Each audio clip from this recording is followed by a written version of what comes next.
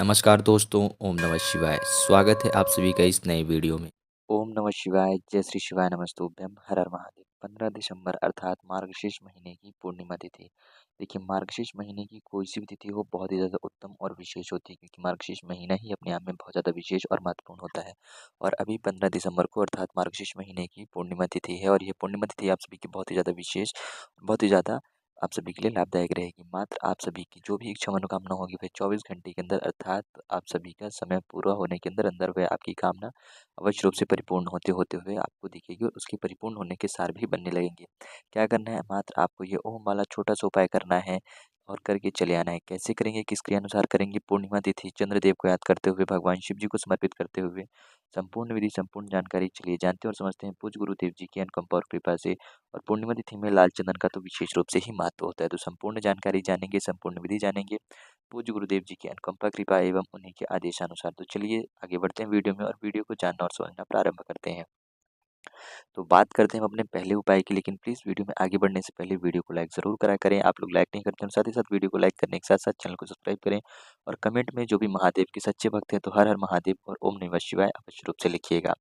देखिए, यह जो पहला उपाय है विशेष रूप से आप सभी की हर प्रकार की इच्छा मनोकामना को परिपूर्ण करने के लिए बहुत ही उत्तम और विशेष उपाय होता है, और खासतौर पे पूर्णिमा तिथि के दिन तो इसको करने के लिए बहुत ही ज़्यादा शुभ माना जाता है। इस उपाय की जो चर्चा है गुरुजी जहाँ ज़्यादातर अपनी हर कथा में करते ही करते हैं, अर्थात यह उपाय इतना ज़्यादा विशेष और महत्वपूर्ण है कि गुरुदेव अपनी हर कथा में इस उपाय की चर्चा, इस उपाय के विषय में जो विचार विमर्श है अवश्य रूप से करते हैं और बताते हैं। तो हम जानते हैं क्या करना है। हम सभी को लेना होगा लाल चंदन। देखिए, लाल चंदन बहुत ही ज़्यादा विशेष होता है, खासतौर पे भगवान शिव जी के लिए। तो लाल चंदन लेंगे, और जो लाल चंदन का पाउडर लेंगे ना, इसका हम सभी को लेपन तैयार करना होगा। क्या करना है? लेपन तैयार करना भी है। जो लेपन हम सभी को तैयार करना है, इसमें हम बहुत ही कम मात्रा में जल डालेंगे, और लेपन जो है मोटा, यानी कि मोटा गाढ़ा लेपन तैयार करेंगे। ठीक है, 1 से 2 चम्मच चंदन लेंगे। अतिरिक्त लेना चाहते हैं तो ले लें, यानी कि आपके पास ज़्यादा मात्रा में हो तो ज़्यादा मात्रा में चम्मच आप ले सकते हैं। 3-4 चम्मच चंदन लें, उसमें कम से कम जल की मात्रा मिलाएं, उसका लेपन तैयार करें, और साथ ही साथ अपने साथ 1 लोटा शुद्ध जल क्या करेंगे, ध्यान दीजिएगा। 1 लोटा शुद्ध जल तांबे के लोटे में भी आप तैयार करके ले जा सकते हैं। 1 लोटा जल ले लिया है। 2 चीज़ें लेकर के शिव जी के मंदिर पहुँचेंगे। शिव जी के जब मंदिर पहुँचेंगे, सबसे पहले आपके पास जो 1 लोटा जल है, इसको आपको रखना है भगवान शिव जी की शिवलिंग यदि संपूर्ण रूप से साफ होगी, पूर्णिमा तिथि पर सुबह से लेकर के संध्या तक में आप ये उपाय कर सकते हैं। तो अच्छी बात है, यदि नहीं है तो आप साथ ही साथ एक अलग से एक पात्र में जल लेकर के सबसे पहले पहले वाले पात्र से जल समर्पित करें। ओम नमः शिवाय, श्री शिवाय नमस्तुभ्यं का जाप करते हुए, ताकि जो बेलपत्रियाँ समर्पित हैं, जो धतूरे वगैरह, कमलगट्टे वगैरह, फूल आदि पुष्प वगैरह समर्पित हैं, वह सारे के सारे साइड हो जाएँ। अच्छे से आपकी जो शिवलिंग है वह शुद्ध हो जाए, धुल जाए। धुल गई। इसके बाद आप क्या करेंगे, अब आप अपना लेपन लेंगे लाल चंदन का। इस लाल चंदन के लेपन को लीजिएगा, और इस लाल चंदन के लेपन से आप क्या करेंगे, भगवान शिव जी की शिवलिंग पर संपूर्ण रूप से अच्छे से लेपन करेंगे। आप सभी को अच्छे से लेपन करना है, और जब आप लेपन कर रहे होगे तो उस वक्त आप सभी को एक नाम लेना है। एक बहुत ही विशेष और महत्वपूर्ण नाम होता है। क्यों? क्योंकि यह जो नाम है हम सभी पूर्णिमा तिथि पर लेते हैं, भगवान शिव जी का ही यह एक नाम है, अर्थात भगवान शिव जी के सभी नामों में से एक नाम होता है ये। और यह जो नाम है, कौन सा नाम है, ध्यान दीजिएगा, चंद्रमौली महादेव जी का। कौन सा नाम है? चंद्रमौली महादेव। चंद्रमौली महादेव जी का नाम क्यों? क्योंकि चंद्रमा की तिथि होती है पूर्णिमा की तिथि। तो आप सभी कौन सा नाम लेंगे? चंद्रमौली महादेव जी का। यहाँ पर मैं चंद्र लिख रहा हूँ, ध्यान से समझिएगा सभी भक्तों। चंद्रमौली महादेव जी का आप सभी को नाम लेकर के संपूर्ण रूप से लेपन कर देना है, और जैसे ही लेपन हो जाए तो जो आपके पास दूसरा जल का पात्र था, इस दूसरे जल के पात्र से आप सभी को श्री शिवाय नमस्तुभ्यं में ओम नमः शिवाय का नाम लेते हुए जल समर्पित कर देना है। लेकिन जल समर्पित करने के साथ साथ यदि आप कम मात्रा में जल समर्पित कर रहे हैं और देख रहे हैं कि वह लेपन अच्छा है, तो आप इसी कटोरी के यहाँ से जो जल निकलेगा, इसको किसी भी एक पात्र में इकट्ठा कर ले, जो पहले वाला लाए हैं जो खाली हो चुका है। या फिर आप जल समर्पित करने से पहले आपको लगता है कि हमारा जो लेपन है वो पतला हो जाएगा, तो आप थोड़ा सा यहाँ से लाल चंदन का लेपन निकाल लें, ताकि आपको यह उपाय आगे भी करना है, और उसके बाद आप लेपन करें। उसके बाद आप जल समर्पित करें, और जो लेपन निकाल रखा है आपने एक अलग से कटोरी में, इसको लेकर के जाएंगे, यहाँ से आगे बढ़ेंगे। कहाँ पर? वृक्ष के समक्ष। कौन सा वृक्ष होगा? वह होगा देव वृक्ष। देव वृक्ष में कौन सा?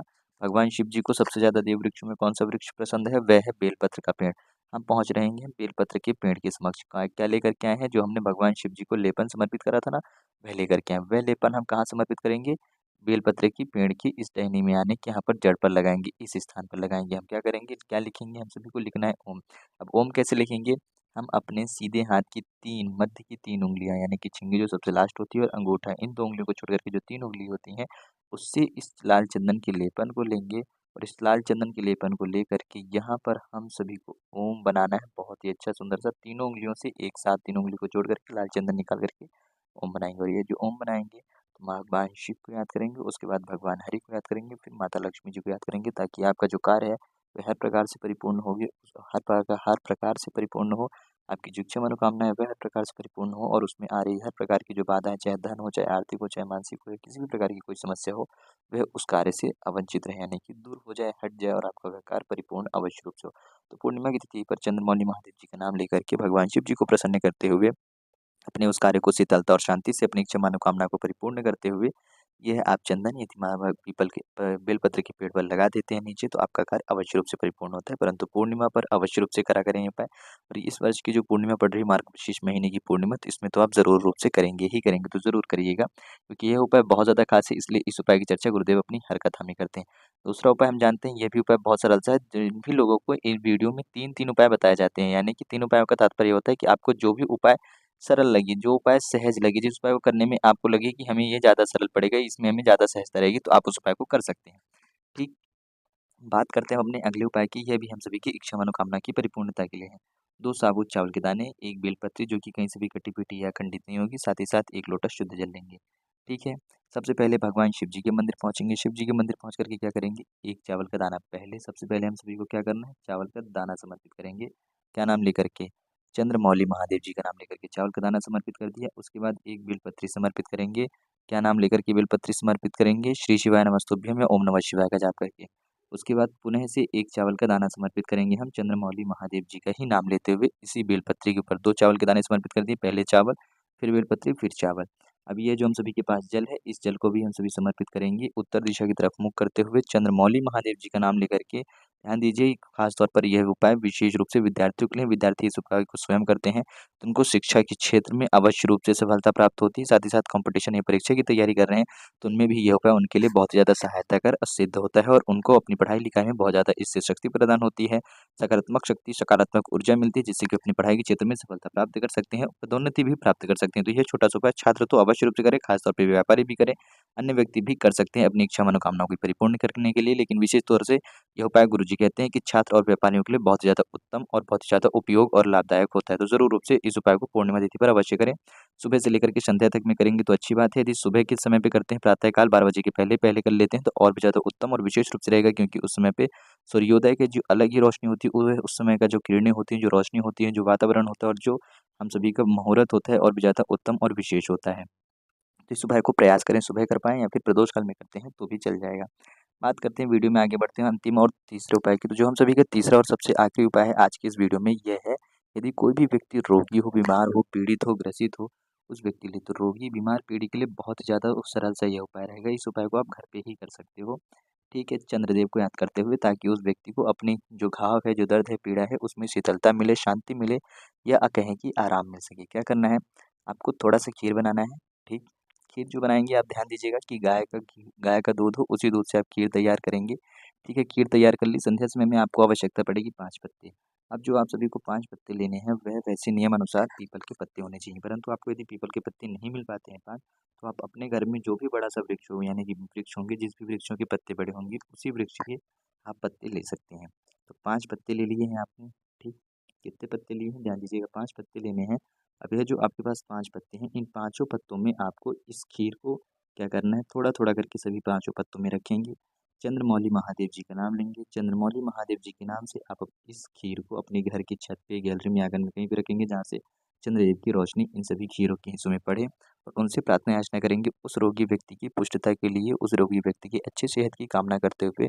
और इस खीर को कम से कम आपको 15 मिनट तक रखे रहने देना है। कितने मिनट तक रखा रहने देंगे, आप ध्यान दीजिएगा, 15 मिनट तक रखे रहने देंगे।